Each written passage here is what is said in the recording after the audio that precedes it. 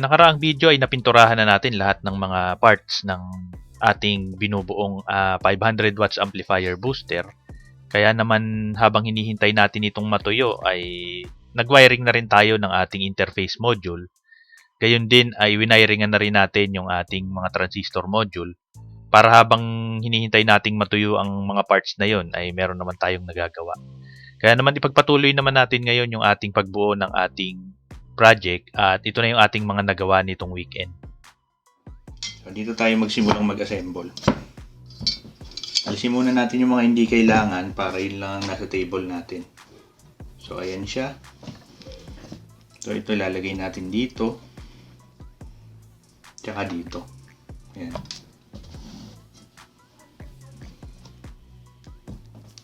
Yan.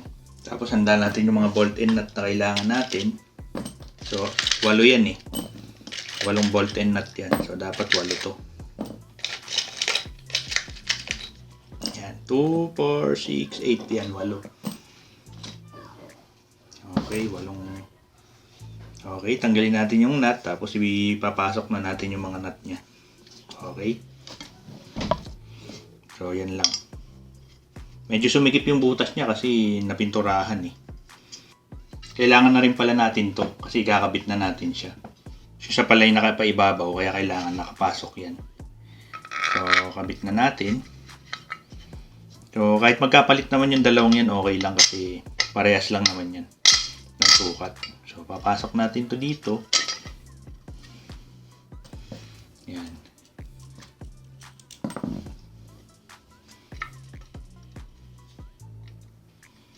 Yan. Yung mga gustong gayahin itong style na to, ito lang din naman yung style ng mga nabibili pero iba lang yung materialis natin. Medyo mas mura yung materialis na to kaysa naman yung bibili ka ng aluminum housing o kaya magpapafabricate ka. Medyo mas mahal pa yun.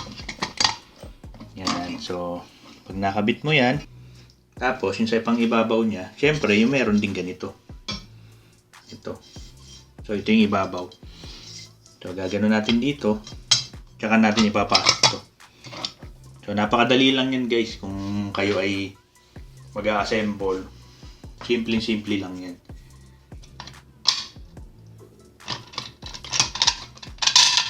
Yun.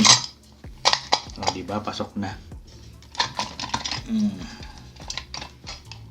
Tapos bago natin yan ilock, syempre, sukat na natin dyan yung transistor module. So, ito yung ating transistor module. Ayan. Mas maganda kasi ipasok natin siya dito nung wala pang ilalim. Ayun guys. Kailangan muna palang ikabit yung tornilyo rito. Yung kabitan ng fan. Ayan o. Lalagyan na natin. Bago natin ikabit yung transistor module, dapat nakakabit na to. Ayan, kasi magiging abala siya. Hindi na natin makakabit kapag yung butas matatakpan nung... Ayan. Lalagyan natin ng 4 sa taas. Bali 8 yan. Yun ang problema guys kapag hindi mo naisip yung ikakabit. So, mahirap na magkalas eh kapag nakabit mo na lahat. Mahirap magkalas. So, siguro gagawa ka na lang ng paraan para makabit mo ng wala sa plano. Pero ito talaga ang plano dyan. Kailangan ganito. Ayan guys. After natin makabit, so ito na. Nakabit na natin to. Itong mga bolt and nut na kabitan ng fan. Ito yun. So, kailangan muna pala siyang ikabit. Yan. Bago natin ikabit yung transistor module. Kasi pag kinabit na natin, hindi na natin maikakabit yan. Okay lang naman na nakaano yung niyan, ulo. Hindi ganong mahigpit pa. Kasi pwede naman siyang higpitan dito. Tsaka nadudukot naman yung kanyang ulo dito dito. Tatapatan mo lang ng screwdriver. Yan. Diba? Ayos na yan. Wala nang kawalayan, sure ball na yan. So, kabit lang muna tayo ng dalawang tornilyo sa taas. Tapos sa baba. Para maitayo natin.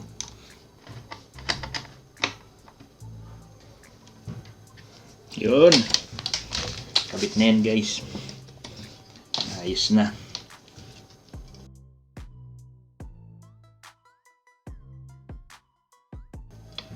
Tatanggalin din natin uli ito. Hihigpitan lang natin yung mga tornilyo. Yun.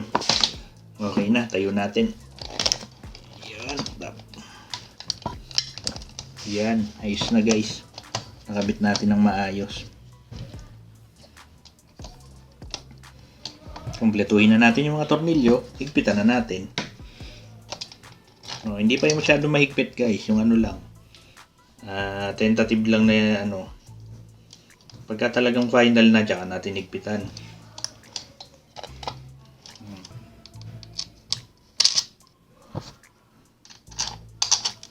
Yan. Ayos.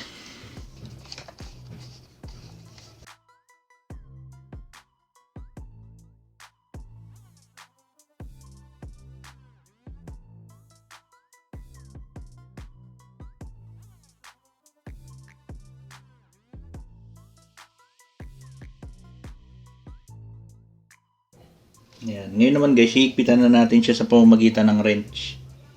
Yan. Yung saktong higpit na hindi siya matatanggal. Yan. Ito talagang maano na to.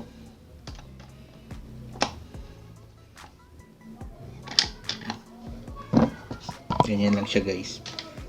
Ito rin.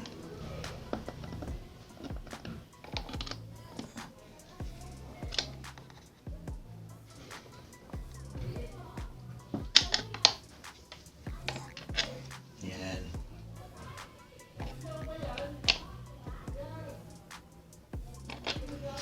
Yan. O diba guys? Lapat na siya oh. Dito naman sa kabila. Nararamdaman ko na yung tibay niya guys. So ganun din. Higpitan natin.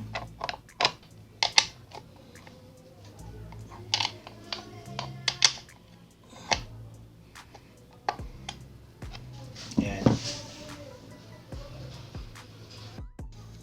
Yun naman guys, tanggalin natin to. Kakabit naman natin to. Yan. So kasi naka-insert dito yan. So dapat tatama yan dito. So ganun lang natin. Yan, gaganyan lang.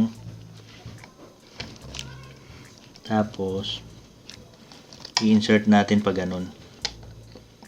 Medyo lumagkit siya nung mayroong pintura. Nung wala siyang pintura, madali siyang i-insert. Ayun, medyo lumagkit. Medyo sumikip. Pag i-insert mo siya ng may pintura. Siyempre yung clearance niya tumaas din kasi yun. Nakikita ko na yung tornilyo rito. Yung pagtutornilyohan natin ng gitna niya.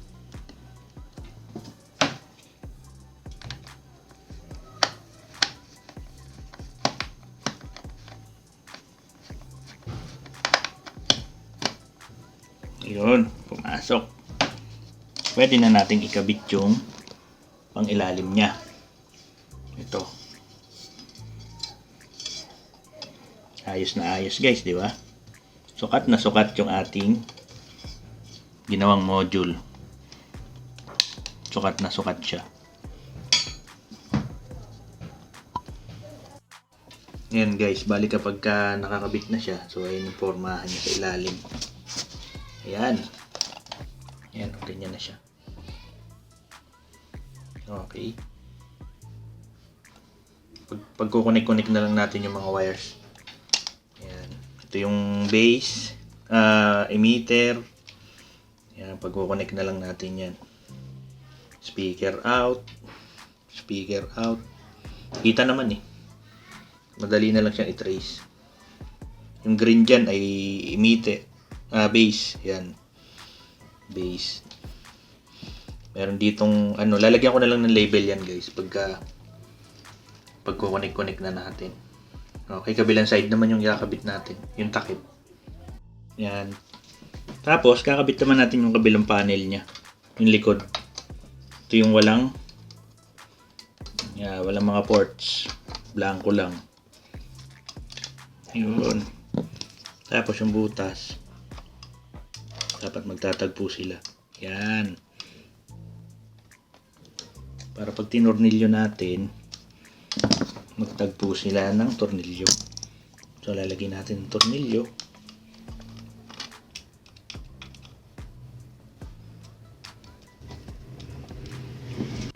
Yun. After nun, kakabit na natin to. Yan. Ito, iigpitan na talaga natin. Finalize na natin to para hindi na siya gumagalaw-galaw.